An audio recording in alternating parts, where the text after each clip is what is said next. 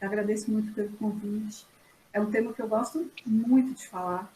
Eu entendo que nada mudou em relação à transmissão de infecção, de o que a gente pode contaminar, onde a gente pode contaminar e o que a gente tem que prestar atenção, né, no dia a dia. Bem, como que a gente fala de controle de infecção sem falar da higienização das mãos? Então, água e sabão. Eu posso fazer isso, né, num tempo que, durante toda a minha atividade de trabalho, então, se a gente falar sobre os 5 momentos, por exemplo, de higienização das mãos, cada momento que eu estiver perto do paciente, no beira-leito do paciente, eu tenho que considerar toda aquela área. Então, como eu vou falar de controle de infecção sem falar do primeiro passo, que é higienização das mãos? Então, para eu fazer uma higienização das mãos adequadas, eu preciso de um tempo de 40 a 60 segundos para fazer. Mas eu posso lançar a mão também do álcool gel. Então, eu faço minha higienização com água e sabão e eu posso cuidar de pacientes, né? A gente põe uma média de 10 pacientes, desde que entre um e outro, eu faço a utilização do álcool gel. Mas eu também não posso fazer uma higienização rápida, porque eu não vou cumprir o tempo que eu preciso para o álcool gel fazer efeito na minha mão. Então, não adianta eu querer fazer, e a gente tem visto alguns comportamentos, e a gente conseguiu mensurar alguns dados através de um aplicativo, que a média, né, do uso do álcool gel e da higienização das mãos com água e sabão é de 6 segundos. Então, a gente vê que água e sabão, para eu poder fazer, eu preciso de 40 a 60 segundos para fazer a higienização bem feita, e com álcool gel, eu preciso também de fazer entre 20 e 30 segundos. Aí, quando eu fui convidada para falar sobre o tema, a primeira coisa que me veio à cabeça é sobre a política de abortos que foi estabelecida pela Anvisa desde o ano passado, embora a legislação exista desde 2005, então todo mundo ficou, a gente tem tantos problemas e nós vamos ficar falando do meu brinco pequenininho, do meu adorno, com tantas coisas que estão acontecendo, e quer dizer que o meu brinco hoje é problema, né? Mas nós vamos discutir isso um pouquinho e eu vou mostrando para vocês tudo em imagem que a gente conseguiu fazer nesses últimos 2 anos no trabalho lá no Hospital de Taguatinga. Bem, esse estudo foi feito em Chicago em 2001.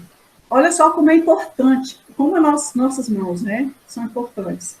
Todos esses lugares marcados com esse X em amarelo, eles fizeram uma cultura, né, com suave seco, e eles acharam a cultura, fizeram a cultura positiva e acharam para um PRE, que é um enterococo resistente à vancomicina.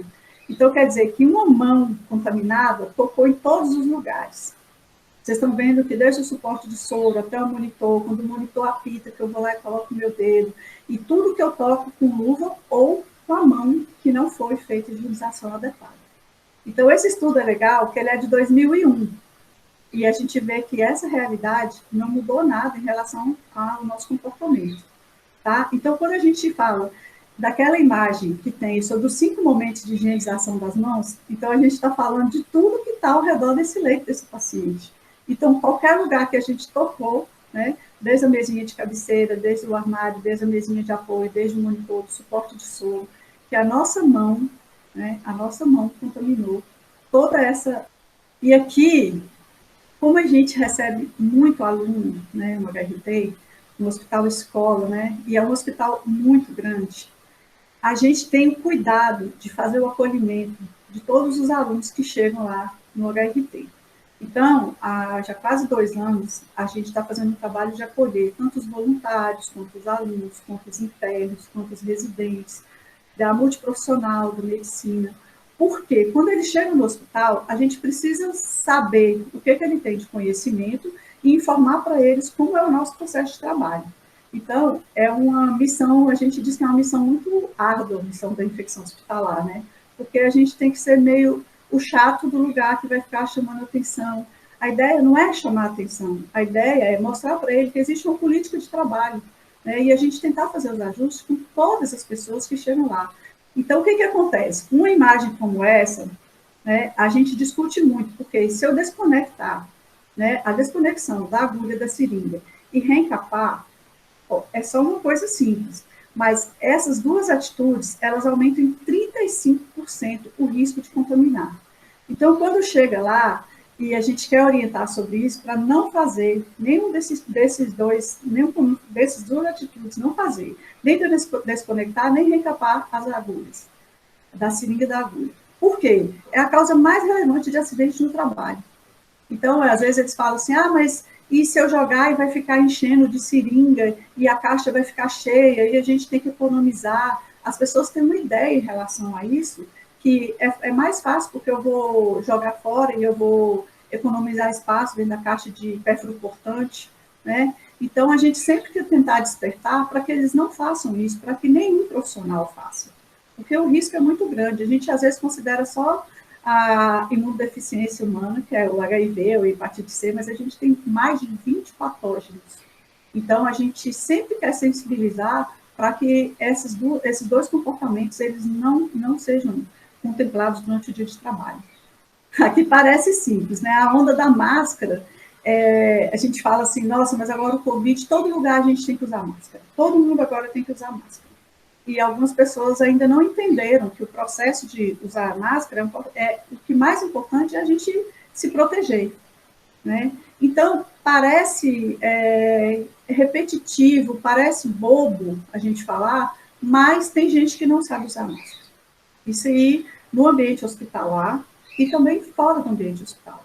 Mas como nós temos um foco, que é o trabalho dentro do hospital, veja bem, a máscara cirúrgica e a máscara N95, elas são máscaras para proteção da mesma forma. Só que a N95, ou a similar, que é a PFF2, ela tem uma proteção maior, e eu vou explicar um pouquinho bem detalhado.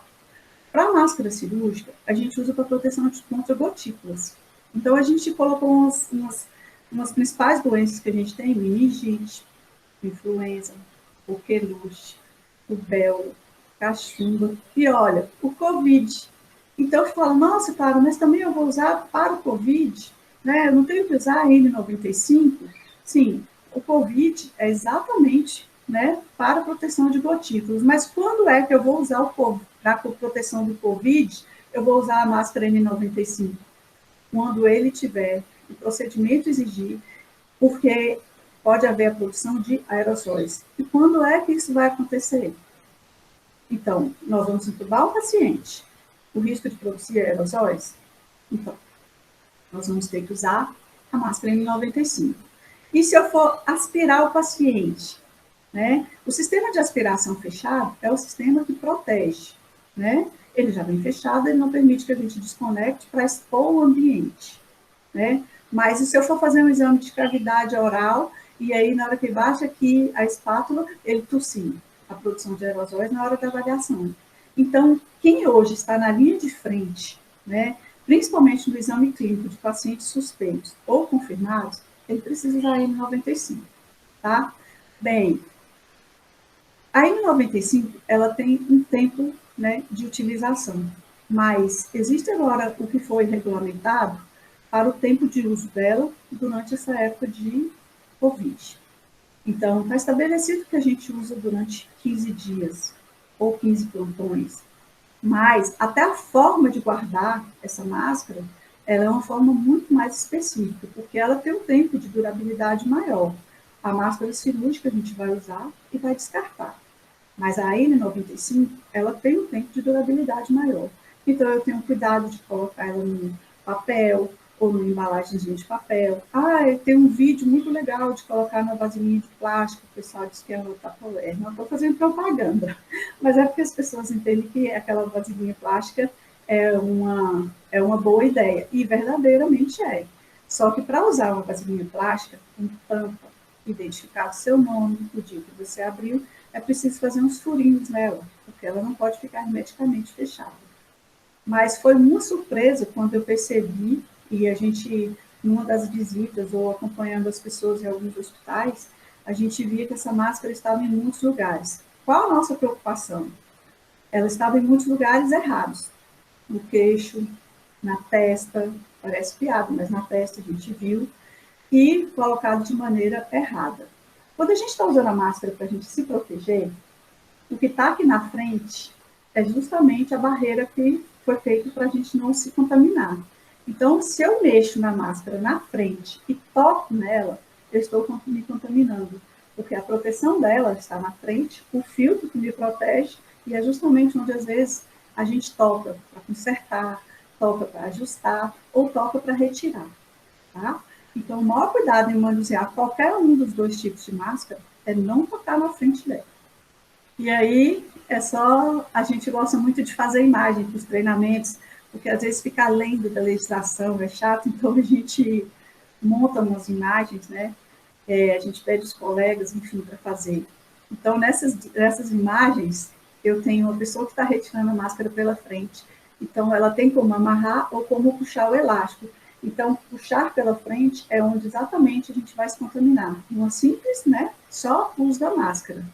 Ou usando a máscara debaixo do pescoço. Então, o que eu me protegi aqui, eu me contaminei aqui. E aí eu fico o dia inteiro subindo e descendo com a máscara e me contaminando. E na hora de tirar, tiro de qualquer jeito. E essas duas imagens, eu gosto muito delas. E essa última eu achei recentemente lá na internet, sobre barba. Então, o que acontece? O uso de barba no hospital, falo, claro, mas é proibido. Uma coisa já diz que não é seguro. Por quê? Uma barba desse tamanho, ou uma barba grande, nunca vai permitir a vedação adequada. Então, ela não vai estar ajustada ao rosto, né? Então, a NR32, ela fala do uso da máscara, mas ela diz que uma barba grande não tem como colocar uma máscara que vai te proteger. Ela não vai vedar. Então, hoje tem muita moda dessas barbas bem grandes, né? Que barbas compridas. Então, como que você vai colocar uma máscara se ela não ficar ajustada no seu rosto? Então, não tem como usar máscara com barba grande. E essa imagem de baixo, que eu coloquei uma metade da barba feita e outra não, a gente já faz um outro tipo de reflexão. Quando eu tenho uma barba dessa grande e eu estou, por exemplo, fazendo um procedimento estéreo, se cair pelo, né, qualquer coisa dentro do campo operatório, da bandeja, então o material vai ficar contaminado. Então, essa barba, nenhum tipo de barba no hospital, a barba parada, ela ainda é possível colocar, mas barba grande não tem como usar máscara. Esse é outro estudo, é um estudo que eu amo. Eu falo que ainda bem que alguém pensou e fez um estudo muito, muito legal como esse.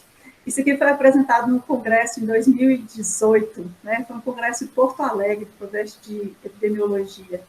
E olha só, que surpresa, né? A gente falou daquela mesma mão que lá naquele estudo de Chicago encontraram um VRE. Aqui nesse estudo feito em 2018, ele fez uma avaliação da microbiota de profissionais de saúde. Então, olha só, eles fizeram um swab seco, acho que 84 ou 85 profissionais de saúde. E Pseudomonas ficou em primeiro lugar, com 97%. E os outros também, acineto, estafilococcus, a Klebsiella, eu sempre brinco, quem tem medo de KPC? Né? Porque a Klebsiella ficou famosa por causa do KPC, mas olha quantos outros nós temos.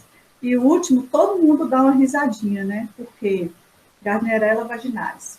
Então, a mesma mão, né, que toca em todos os lugares, a mão que pega no celular. O celular hoje virou um problema no hospital.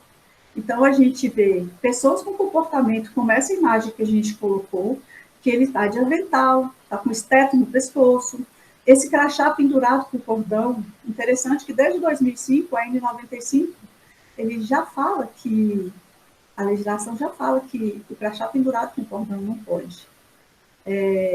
Porque muitas pessoas nunca lavaram aquele cordão.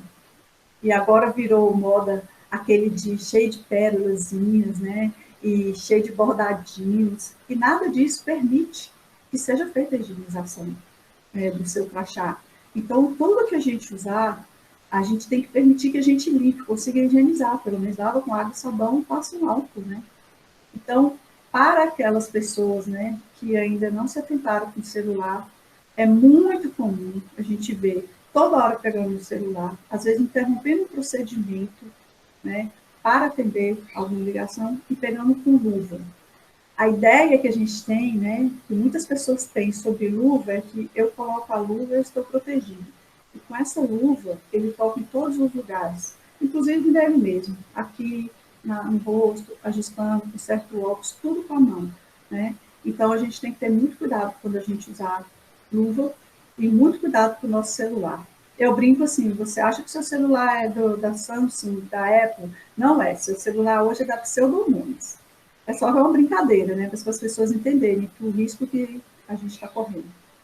Outra coisa muito legal que eu achei o ano passado, que a gente incluiu no nosso treinamento, que 85% dos estetoscópios abrigam bactérias. Então, a gente vê que as pessoas usam o estetoscópio, vão fazer a avaliação do paciente, depois vão e colocam no pescoço, sem higienizar o estetoscópio, né? Então, a gente compara com aquelas bactérias que apareceram no outro estudo, né?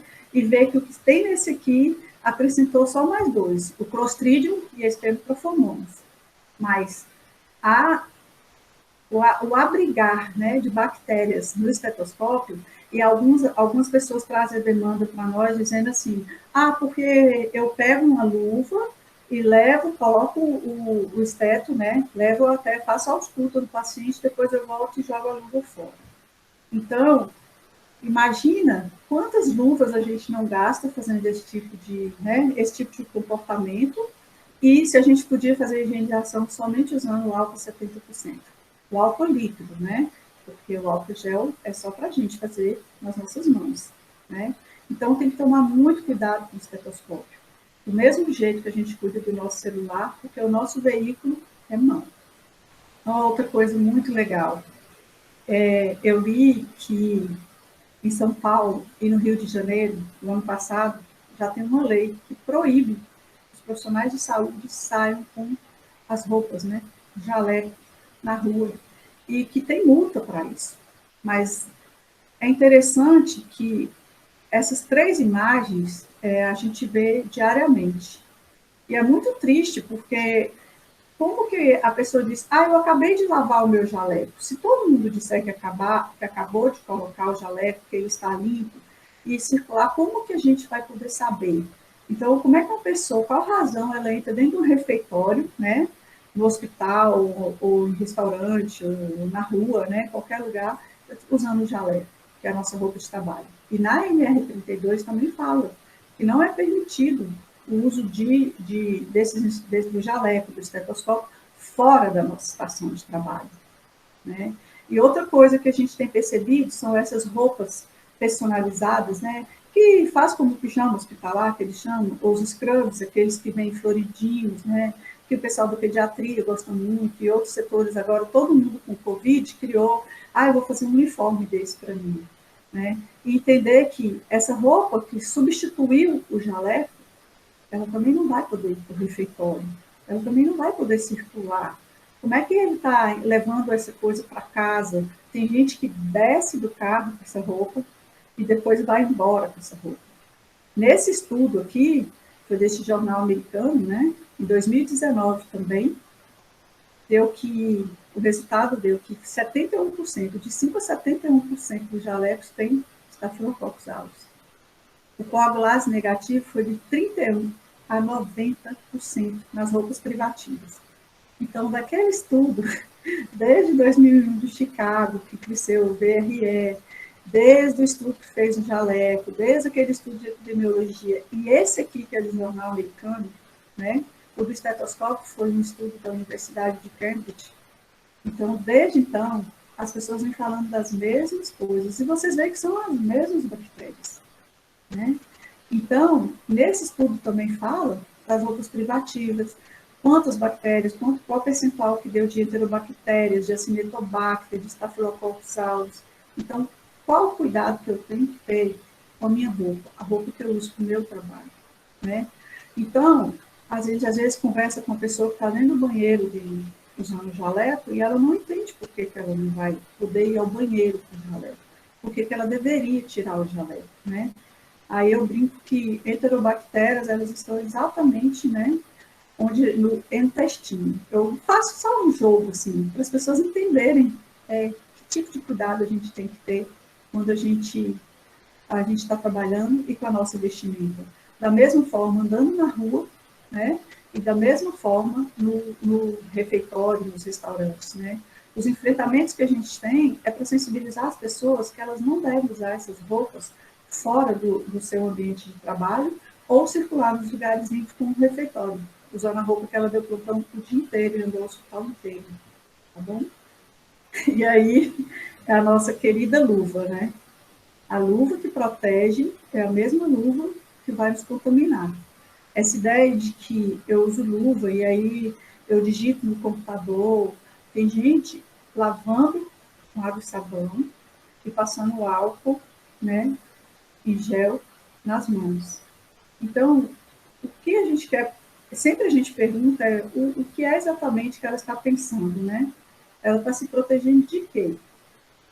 Então, essas cenas que eu coloquei são cenas que a gente já viu em muitos lugares, em muitas situações, e a gente tenta sensibilizar as pessoas para não fazer esse tipo de coisa, né? Porque não faz sentido nenhum ela usar para se proteger e aí ela fala, as pessoas sempre dizem, ah, mas a minha luva está limpa. Tá, e para que você está usando luva para digitar? Aí nós temos que voltar ao nosso conhecimento técnico. Então, eu vou usar a luva quando entrar em contato com secreções, restrições e fluidos corporais. Né? Eu vou auxiliar no banho, quando eu for mexer no coletor de sonda. Né? Então, tudo existe uma razão técnica para a gente usar. Mas, com certeza, não inclui digitar. Né? No computador, não tem. E aí a gente vai, nesses pequenos cuidados que a gente deixa de ter, a gente vai disseminando. Então, isso é uma coisa que a gente não pode deixar de prestar atenção no nosso comportamento profissional. Da mesma forma, né, aqui tem uma roupa privativa, mas essas roupas personalizadas, né, que as pessoas estão fazendo agora, muito mais agora, é ir à lanchonete, né, ir em qualquer lugar. Essa outra imagem é a pessoa desce do carro, de casa, ou vai embora com essa roupa que ela trabalhou o dia todo. Então, como é que a gente vai falar de controle, né, de infecção, de controle de disseminação, se o próprio profissional não estiver atento ao comportamento dele, né? Então, tem orientações agora que reforçam no Covid que a pessoa vem, troque de roupa, né, trabalhe, depois troque e vá para casa. É importante, a gente sempre deixa uma sugestão, se você pode, vá com o sapato, deixe seu sapato e troque ele, e troque a sua roupa. Então, isso não é um comportamento de agora, né? Mas agora, com certeza, as pessoas estão muito mais atentas por causa do coronavírus, né? Então, isso é uma boa dica para a gente ficar atento ao nosso comportamento profissional e ao cuidado que a gente tem que ter com as nossas roupas, quando chega em casa, de não ir com esse sapato, de não entrar dentro de casa com essa roupa, né? Então, esse é um reforço. Mas, na verdade, para mim, isso nada mudou, né? Mas agora as pessoas estão mais atentas, com certeza. E aqui a pergunta, você conhece a norma regulamentadora 32 do Ministério do Trabalho e Emprego? Olha só, essa norma é de 2005. Ela proíbe o uso de adornos e deve ser observada para todo trabalhador de saúde, bem como aqueles que exercem atividade de promoção e assistência exposto a agente biológico, independente da sua função. Ah, Clara, mas eu sou a pessoa que recui material da UTI, então eu só entro na UTI e saio para repor material. Eu vou ter que cumprir a NR32? Vai, porque o ambiente que você está, você está exposto a agente biológico, então você está exposto ao mesmo risco, tá?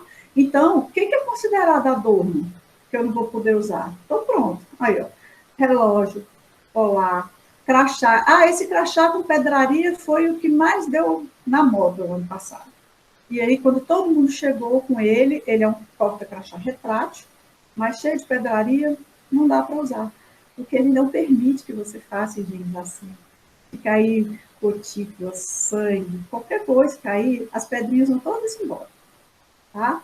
Aí, esses cordãozinhos, espingo de luz, esse é meu escapulário, meu cordão, meu anel, nada disso pode ser usado no hospital. E aí vem a novidade, porque muita gente jovem, né, chegando agora, muito estudante, e o HRT particularmente tem muito estudante, é o novo motivo, né, da gente sensibilizar mais ainda, né, principalmente os alunos, e tem muitos profissionais que usam, né, de não usar esse tipo de adorno. E aí, muito piercing, né, e a legislação diz que o piercing não pode estar exposto. E aí, tá vendo essa imagem dessa última, que a moça tá de gorro e tá com esparadrapo na orelha? Vocês estão vendo? Então, por que a gente fez questão de colocar essa imagem? Porque num dos treinamentos a gente foi confrontada, foi questionado, dizendo que se eu usar um esparadrapo em cima do piercing, onde ele estiver, que ele não vai estar mais exposto. Então, o fato de colocar um adesivo, um esparadrapo para esconder o piercing, não diz que ele não está exposto. A gente está exposto a risco biológico. Então, eu sempre falo, você quer levar o que para sua casa? Ah, tem brinquinho que eu só uso aqui. Poxa, o que o meu brinquinho desse tamanhozinho, meu piercing vai fazer? Bem, se um piercing desse ou um brinco qualquer cai numa cavidade durante um procedimento, aí a gente não vai achar ele nunca mais. A gente sabe de muitos estudos que foram feitos da atração de bactérias por tipo de material que tem, né, de mercúrio, de chumbo, enfim, do material que é feito, né, esses adornos. Então, quem escolheu a área de saúde, né, eu brinco assim, o que não te contaram quando você fez escolha por trabalhar na área de saúde? O não te contaram que você não vai poder usar nenhum tipo de adorno, né, porque a legislação diz que não pode usar nenhum tipo de adorno, nem alargador, nem piercing exposto. Se ele estiver em um lugar que ele não esteja exposto, não tem problema, né, porque até essas pessoas às vezes fazem comentários assim, então o piercing tem que estar exposto. Outra coisa, a NR 32 também diz que o empregador deve proibir o uso de calçado aberto pelo trabalhador, também que está exposto a risco biológico. Então, eu coloquei algumas imagens, né, de sandálias. Essa profissional que está trabalhando de chinelo, a gente vê algumas situações, imagina o pé todo exposto, né, então, chinelo, a lei diz que não pode expor. Então, não pode estar o seu calcanhar, o dorso do seu pé, nem os seus dedos. Então, todas essas imagens, né, dizem, essa sapatilha. Eu mais para frente eu vou mostrar uma imagem em relação à sapatilha, né? Então, nada que expõe o seu pé pode ser usado. Então, ele pode proibir, né? A legislação diz, o empregador deve proibir o uso de calçado aberto, tá? Para todo trabalhador. Muitas pessoas resistem, né? Muitas pessoas. E eu vejo isso em muitos lugares, né? Que agora a gente fica com um olhar um pouco mais crítico, né? Do mesmo jeito que tem essa Crocs furadinha com meio. Primeiro que é feio, né? E outra coisa, Crocs furadinha. Esses furinhos aí vão proteger exatamente de quê? Mas eu estou usando meia por baixo. E se cair alguma coisa cortante, vai proteger? Não vai. Do outro lado, eu coloquei só as imagens, né? O tênis, um sapato fechado, uma bota, né? Não tem problema. Aí, se for de salto alto, porque tem gente que gosta de trabalhar de salto alto, sim, mas e o entorse? O risco de você correr para fazer um atendimento e torcer o pé, cair, né? Então, a gente tem que ter esse cuidado também do nosso risco, né? De sofrer um acidente, né? Usando um calçado inadequado. Essas imagens, né? Às vezes a gente recebe, a gente compartilha um pouco, mas o que a gente não quer é exatamente a exposição ao óleo doce do pé, né? O risco de cair um bisturi, uma seringa como essa, né? E de causar um dano, um acidente grave, né? Porque aí você pensa, um acidente, uma agulha, né? Uma seringa com material biológico, que tipo de risco ele traz para o servidor, tá bom? Então, não se exponha a risco desnecessário. E aqui, como nós descartamos o nosso material perfurocortante. Essa caixa, né, ela vem com capacidade delimitada. Onde tem essa linha pontilhada, está escrito que não é para encher acima dessa linha. Porque, já que nós não podemos, né, desconectar a seringa, a agulha da seringa, então nós temos que jogar o complexo seringa-agulha dentro dessa caixa. Tá? A gente não pode nem reencapar e nem desconectar. Mas existe uma linha. Aí tem gente que fala, nossa, eu nunca tinha visto essa linha ali, né, essa pontilhada, diz que você não pode passar. Tá? essa caixa ela tem uma orientação técnica certinha para você colocar todo o papelão e o plástico, né, interno para você proteger e não molhar e não transfixar, né? Então a montagem dela é muito importante. Essa outra imagem, né, eu coloquei muito propositalmente, porque a caixa é papel pérfuro cortante. Então a gente vê dentro dessas caixas, vê luva, vê material, frasco de medicamento, vê caixa de medicamento, vê embalagem de gás, embalagem de seringa, né? Então, nós precisamos observar nosso trabalho para que a gente dê destinação adequada a todo o resíduo, todo o material que é gerado, né, durante o nosso dia de trabalho, tá?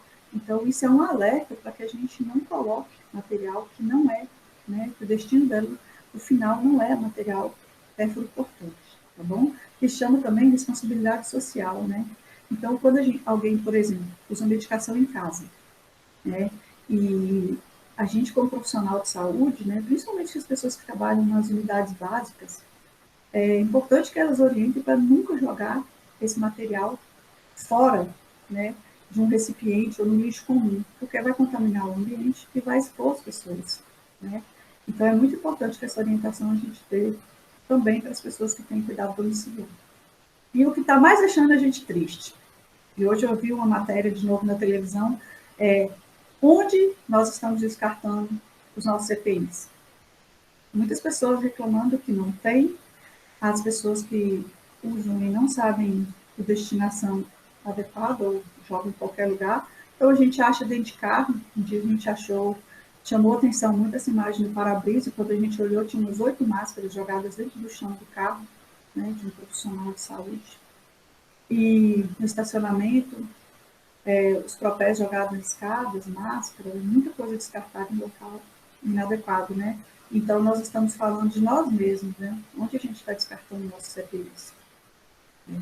Chamar um pouco a nossa consciência profissional, né? E 2 imagens para a gente refletir.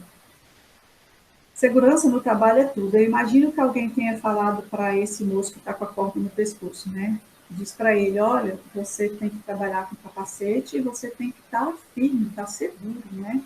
Então, imagina, gente, olha, você tem que usar a luva, mas eu vou usar a luva para digitar, eu vou usar a luva para entregar um papel no outro setor. Como é que eu estou usando o meu EPI? Eu vou usar também para apertar o botão do elevador, né? Como que eu estou me comportando durante o meu dia de trabalho, né? Da mesma forma, eu tenho essa outra imagem. E falou para ele, né? Olha, o capacete é para te proteger, mas onde está o seu capacete? Onde está a sua máscara? Né? Onde você está descartando material perfluorcortante? Você está tendo cuidado em transportar esse material? Então, essas 2 imagens eu gosto muito para a gente fazer uma reflexão sobre como nós estamos nos comportando, né, durante o nosso dia de trabalho. Eu estou fazendo tudo certo?